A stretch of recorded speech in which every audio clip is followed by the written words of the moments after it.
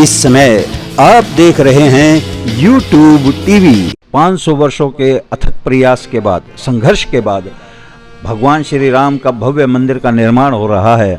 उसी प्रकार से हम भारतीयों में हमारे जो प्राचीन संस्कार हैं उनका भी पुनर्जागरण होता हुआ दिखाई दे रहा है।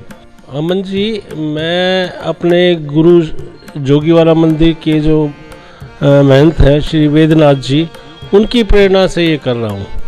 उनका आदेश भी था कि जैसे मैंने उनको बताया कि बेटे की शादी कर रहा हूँ, तो उन्होंने कहा बच्चे तो इस तरह से करे तो ज़्यादा अच्छा रहेगा, क्योंकि एक नया बदलाव लाने की कोशिश करो। अब उसका खाली लकीर पीटने से रोसे करके धीरे धीरे उसका बदलाव हो गया। बदलाव होने से क्या होता है कि वो जो ओरिजिनलता है, जो हमारी जो सनातन पद्धति है, उसमें कमियां आनी। बहुत से लोगों ने मजाक भी किया कि बेटा भाई तू पैसे बचाने के चक्कर में कर रहा है, रात को शादी में पैसे ज़्यादा खर्च होते हैं, तो मतलब सबकी सुनी है। इस समय आप देख रहे हैं YouTube टीवी। जिस प्रकार से वर्तमान समय में केंद्र सरकार के सहयोग से 500 वर्षों के अथक प्रयास के बाद, संघर्ष के बाद भगवान श्री राम का भव्य मंदिर का निर्माण हो रहा है, उसी प्रकार से हम भारतीयों में हमारे जो प्राचीन संस्कार हैं उनका भी पुनर्जागरण होता हुआ दिखाई दे रहा है। इसी क्रम में हमारे भिवानी शहर में एक शोरूम है विजय इलेक्ट्रॉनिक्स का। विजय इलेक्ट्रॉनिक्स के मालिक श्री विजय टुटेजा जी के सुपुत्र एडवोकेट दीपांशु टुटेजा जी की शादी 17 जनवरी को दोपहर 12 बजे से पहले ही संपन्न करवाई जा रही है। और यह बात भिवानी के अंदर जो प्रबुद्ध जन हैं उनके बीच एक चर्चा का विषय बना हुआ है। साधु संतों के साथ रहने वाले विजय भाई एक प्रकार से पूरी तरह से धार्मिक प्रवृत्ति के इंसान हैं, धार्मिक व्यक्तित्व है उनका, और उन्होंने यह डिसीजन किस लिए लिया है, क्यों लिया है, इस प्रकार से शादी वो क्यों कर रहे हैं, इसके बारे में तमाम जानकारी जानने के लिए आज हम उनके पास आए हुए हैं। विजय जी, सबसे पहले तो मैं आपको शुभकामनाएं देना चाहूँगा कि आपके सुपुत्र की शादी है 17 जनवरी को, तो YouTube परिवार की तरफ से आपको बहुत बहुत बधाइयाँ। शुक्रिया अमन जी, आपका बहुत बहुत स्वागत, और आपके दर्शकों को मेरा नमस्कार।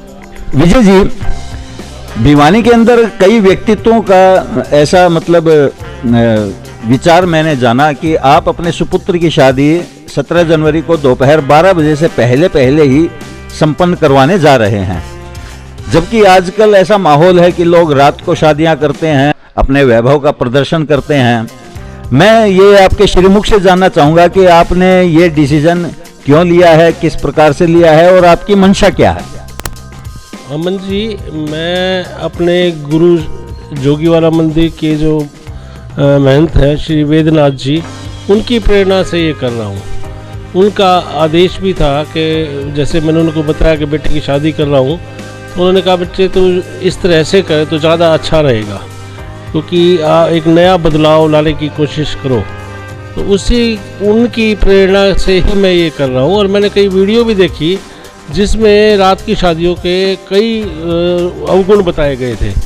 जैसे रात को आप एक तो अपने देवताएं हैं जो उस समय सोए हुए होते हैं, वो अपने इसके अंदर नहीं होते। किसी भी शास्त्र के अंदर जो है ऐसा नहीं लिखा कि रात को शादी की जाए। हमारे यहाँ अगर इस दुनिया में, भारत में हिंदू धर्म का अगर जनाजा निकलते हुए देखना है तो किसी हिंदू की शादी में चले जाओ। शास्त्र कहता है सूर्यास्त के बाद वेद के मंत्र पढ़े नहीं जा सकते। तुम राक्षसों की तरह अर्धरात्रि में विवाह कर रहे हो।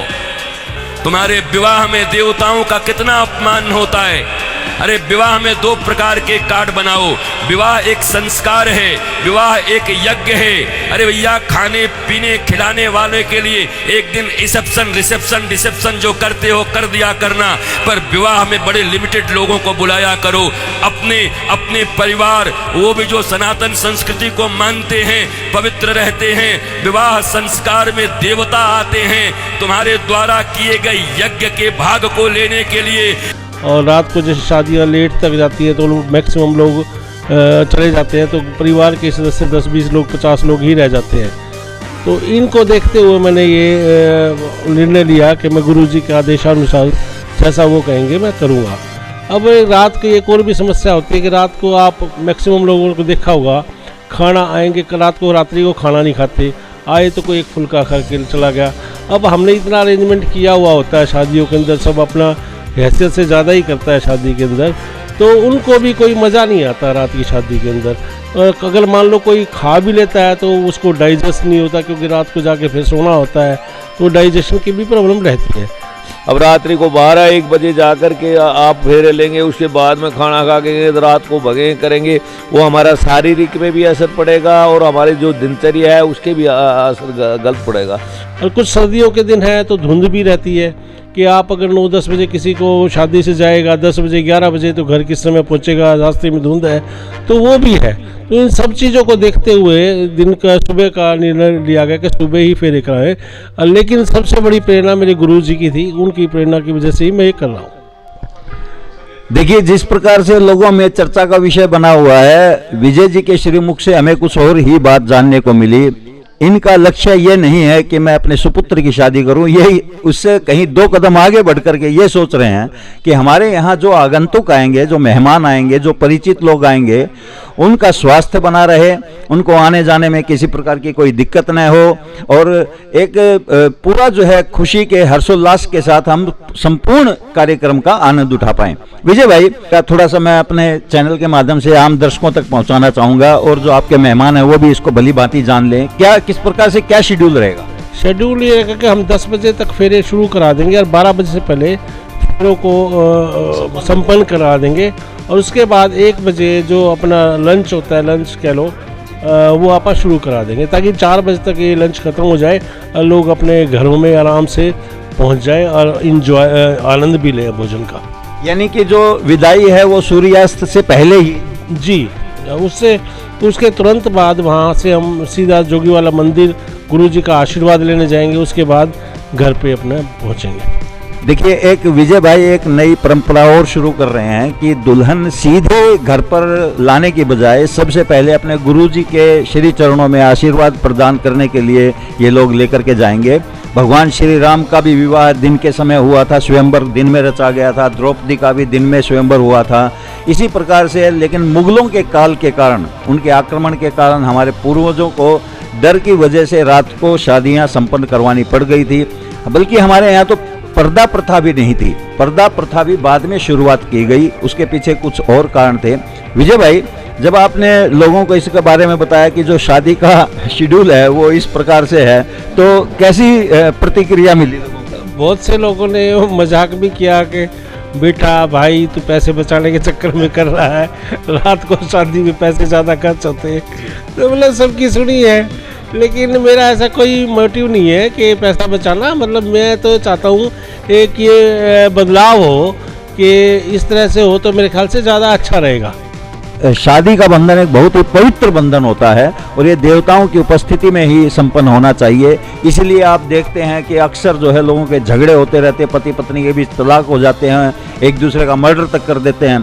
बिल्कुल, मैंने तो अपने गुरुजी से हमेशा यही सुना है, या उन्होंने जब भी मुझे आशीर्वाद दिया है या ऐसा, तो उन्होंने मेरे को हमेशा ही कहा, और मैं नियमित जो है मंदिर भी सूर्योदय से पहले ही जाता हूँ। अच्छा। जब भी सोमवार को हमेशा जाता हूँ, तो गुरुजी का मतलब पूरा आशीर्वाद मेरे पे, पूरी कृपा है भोले बाबा की और गुरुजी की।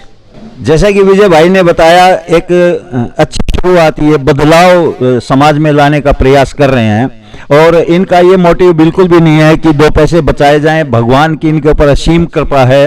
पिछले 25 साल से विजय इलेक्ट्रॉनिक्स भिवानी में अपनी सेवाएं प्रदान करते हुए आ रहा है, और लगभग इनका हर ग्राहक इनकी सेवा से, इनके प्रोडक्ट से, इनकी सर्विस से संतुष्ट है।